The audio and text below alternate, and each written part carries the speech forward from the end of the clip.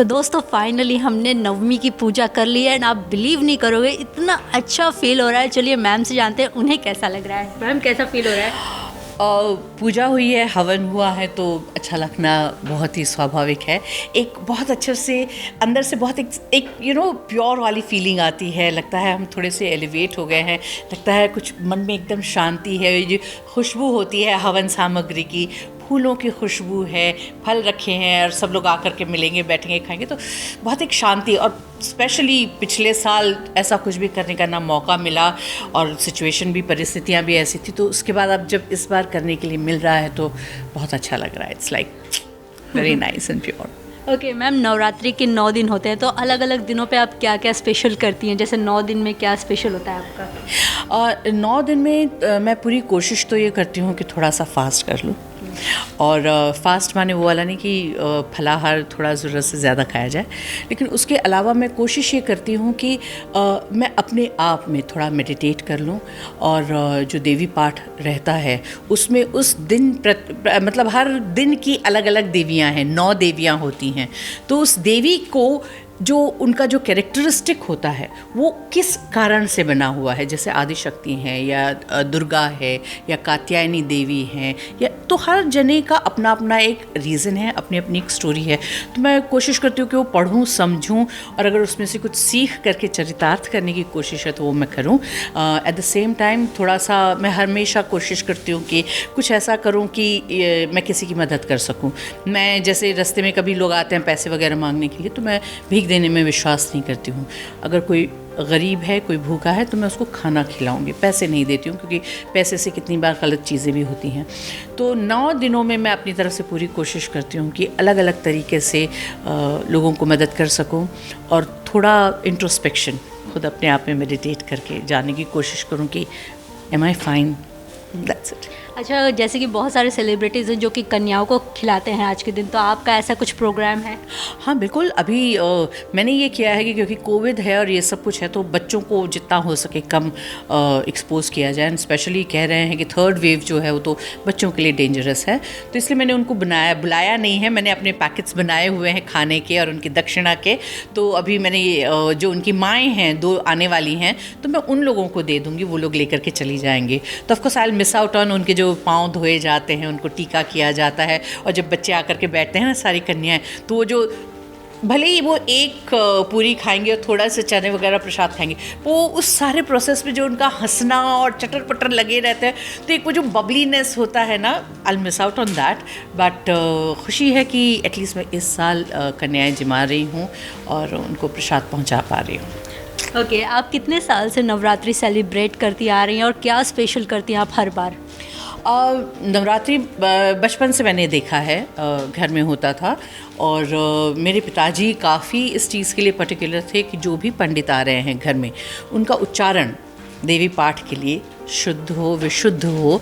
क्योंकि कितनी बार क्या होता है कि लोग ज़्यादा से ज़्यादा जगह पर पूजा करने के लिए जा रहे होते, तो फटाफट करके चले जाते हैं। तो अभी भी हम जब कोई भी पंडित को बुलाते हैं तो वी आर वेरी पर्टिकुलर कि उनका उच्चारण सही हो, उनको पता हो, उनको इतना ज्ञान होना चाहिए कि वो हमको क्या पाठ पढ़ के दिखा रहे हैं। मैं उत्तराखंड से हूँ, तो मेरा थोड़ा झुकाव उत्तराखंड के पंडितों की तरफ है। हमारे जो पंडित जी हैं वो भी उत्तराखंड से ही हैं। बचपन से ये उत्साह रहता था, जब तक हम कन्या वाले रेशियो में आते थे तो हमको वो चीज़ें खाने के लिए मिलती थी। पड़ोस में भी कभी होता था तो वो लोग कहते थे भेजिए, आइए। उसके बाद जैसे जैसे बड़े हुए तो पूजा कर न सकें लेकिन व्रत ज़रूर करते थे। और हाँ, सबसे इम्पॉर्टेंट बात, गरबा खेलने के लिए ज़रूर जाते थे। मतलब उस वक्त तो कोई रिस्ट्रिक्शंस नहीं थे कि 10 बजे तक ही होंगे, ना यहाँ पर वहाँ पर, बिल्कुल स्वच्छंद।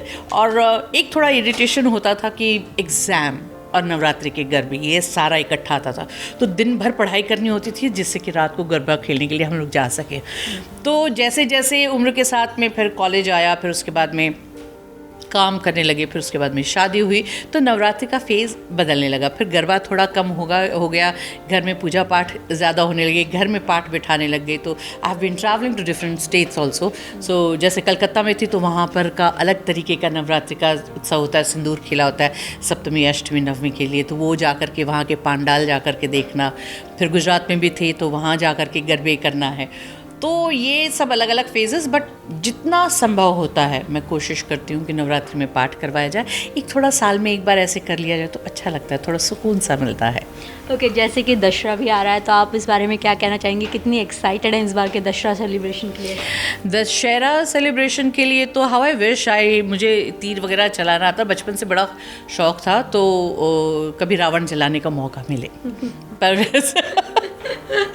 पर अभी आज तक मिला नहीं है। हाँ, हम लोग बचपन में रामलीला देखने के लिए भी जाते थे। अब तो कहाँ पर अच्छी रामलीलाएँ होती हैं, कुछ पता चलता नहीं है, और बाकी दूसरी चीज़ों में भी इतने व्यस्त हो जाते हैं। तो दशहरे का एक्साइटमेंट रहता है, सोने का पत्ता देना होता है एक दूसरे को और जा कर के सोना ख़रीदना भी होता है। एक मौका मिलना चाहिए हमको, जा कर के सोना ख़रीदना है, कुछ थोड़ी शॉपिंग हो जाती है। और बचपन से हमको जो कहानियाँ माँ ने, पिताजी ने सिखाई, समझाई, और क्यों ये मनाया जाता है, वही हमने कोशिश की है मैंने कि अपने दोनों बच्चों को सिखाऊं। कितनी बार अपने फ्रेंड्स के बच्चे भी आ जाते तो उन लोगों को भी बिठा के सुनाना, उन लोगों के साथ में बातचीत करना। तो कोशिश करती हूँ कि दशहरे का जो है कि जो बुराई पे अच्छाई की जीत, उसको मैं अपने जीवन में चरितार्थ करूँ डेली बेसिस पे। तो मैं कोशिश करती हूँ कि मैं लोगों को हर्ट ना करूँ, पर अगर कभी कोई मुझे हर्ट करता तो मैं छोड़ती नहीं हूँ, कुटाई पे भी आ जाती हूँ, मार पिटाई में भी कहीं पीछे नहीं रहती हूँ। सो बस यही है एक्साइटमेंट। अब कल देखेंगे शॉपिंग के लिए कहीं निकलना होता है कि नहीं। अच्छा, जैसे कि आपने बताया कि दशहरे के बारे में आपकी फैमिली वालों ने आपको बहुत सारी किस्से, स्टोरीज़ बनाए, आप अपने दर्शकों के साथ कुछ शेयर करना चाहेंगे, ऐसी कोई स्टोरी? स्टोरीज़ बेसिकली तो वही है जो रामायण की कहानी है, और लेकिन साथ में ये भी किस्से सुनने में आते थे कि जगह जगह जो रामलीलाएँ होती थी, तो कभी कभी जो अच्छी जगह पे रामलीलाएँ हो रही हैं तो बड़े शहरों में तो थोड़ी बेहतर होती है, लेकिन छोटे छोटे गाँव में, कस्बों में छोटे छोटे जो बच्चे होते हैं वो मिलके रामलीला कर लेते हैं, कभी जो यंगस्टर्स होते हैं वो मिलके कर लेते हैं। तो मेरे जीजाजी सुनाया करते थे, वो गढ़वाल के किसी एक जगह की बात बता रहे थे हमको। तो वो जो रामलीला थी वो वहीं के सोसाइटी के बच्चों ने मिल कर के की थी।